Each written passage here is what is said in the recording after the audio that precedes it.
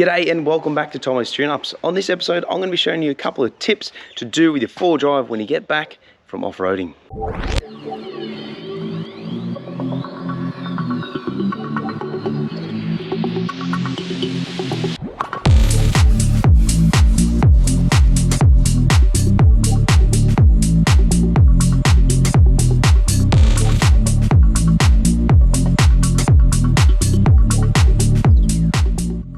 Alright, so it's been a couple of days since I got back from Zigzag and it's time to give this old girl a bit of a clean. So I'm going to give it a wash a little bit later on, which you can also see how to detail a car and how to wash a car in the video listed above.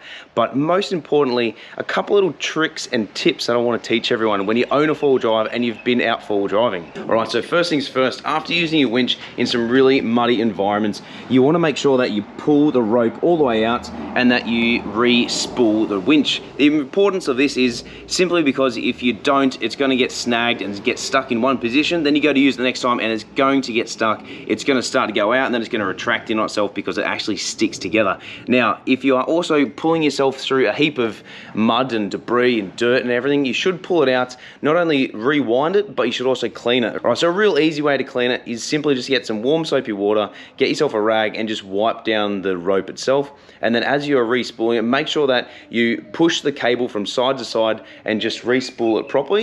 That way, next time you go to use it, it's going to be free of snags. Now, if you don't, this will get stuck, and I have had it happen before. So take it from me, clean your winch and re-ravel it at least once a month, especially if you're not using it. So this is all my recovery gear right here. There's a couple of things just down there, but most importantly, this is my winch extension strap. So when you don't have long enough reach to a tree or something that you're winching off, you can pull the winch out and then attach that to it, and that's going to give you extra length.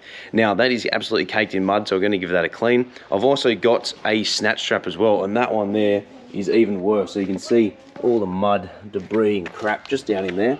We just need to make sure that we clean all that stuff off. Now, it is also important, if you ever look at any fireys doing any sort of recovery work, they're rolling out fire hoses, everything is neat and tidy.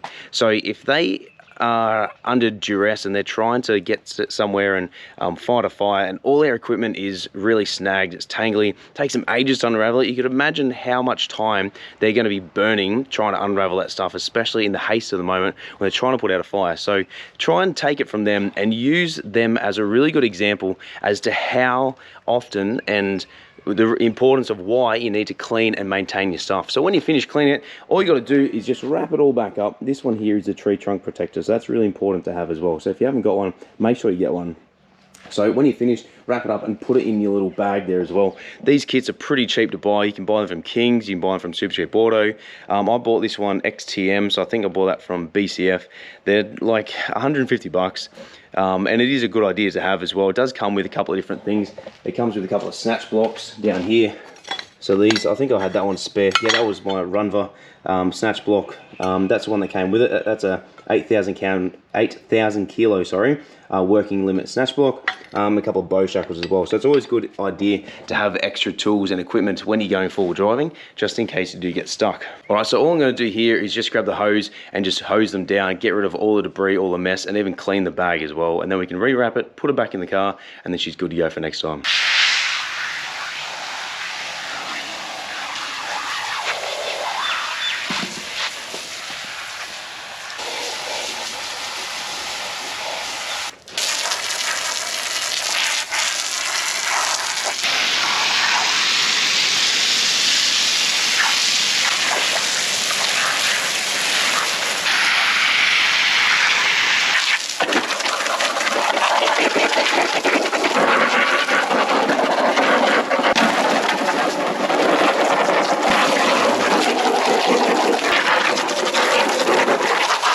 Alright, so as you can see, I've just finished washing my car. I still need to chamois it, so I've still got my buckets down here. I do use the 2-bucket method, so this is my clean bucket, which I've emptied into here. That's my dirty bucket.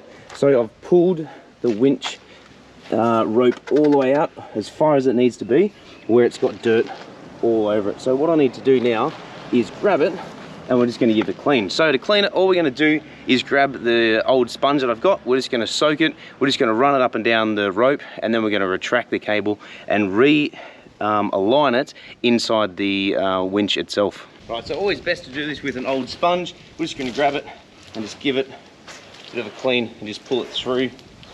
As you start to run out of water, refill it with a bucket. Also, this is good for the longevity of the winch itself. So if you're keeping debris out of the winch, out of the mechanisms, the motor, everything that's in there, it's going to prolong the life of it. Now, as I said before, if you're not using your winch on a regular basis, so you're not using it any more than once a month, I would just be pulling it out about halfway and just re-spooling it. That'll just make sure that it keeps the mechanism nice and free, and it's not going to cause any binding issues as well.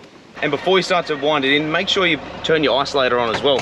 Mine is switched off at the moment because it's not a good idea to leave it on in case other vehicles run the same frequency and then they can operate your winch. All right, so as you can hear, we've got the car running. Now, it's never advised to use the winch when the vehicle is turned off, simply because of the amount of current that the winch is going to draw. If you're doing a really hard pull and you're trying to get out of some mud and you don't have the car running, you're going to drain your battery pretty quick. So I've got the wireless remote here. Hold down the button until the little light turns on. So now we're all good to go. Now make sure before we start, re-engage the clutch. So the vehicle's running, we're just going to start rewinding in the winch cable.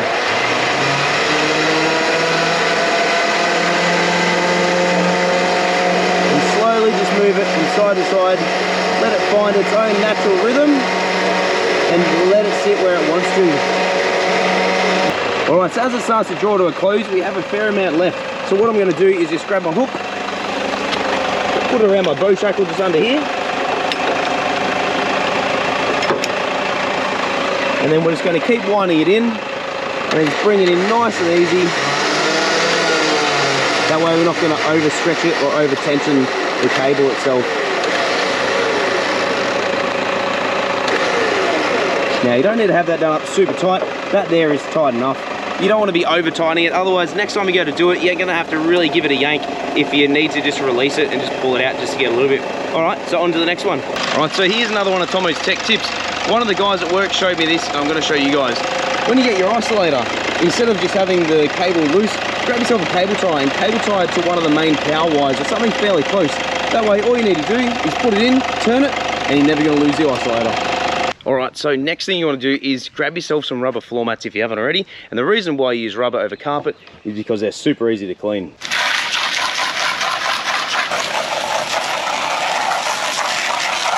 And don't forget as well to make sure you clean inside the car, all along the sill panels and anywhere up here where it's got any dirt and mud. I hope those tips really helped everyone and gave you some really good insight into doing some four-wheel driving and how to make sure that you not only clean your vehicle but also your tools and utensils after going four-wheel driving to make sure that you prolong the life of them. Well, like always guys, stay safe and we'll see you right here on another episode of Tomo's Tune Ups.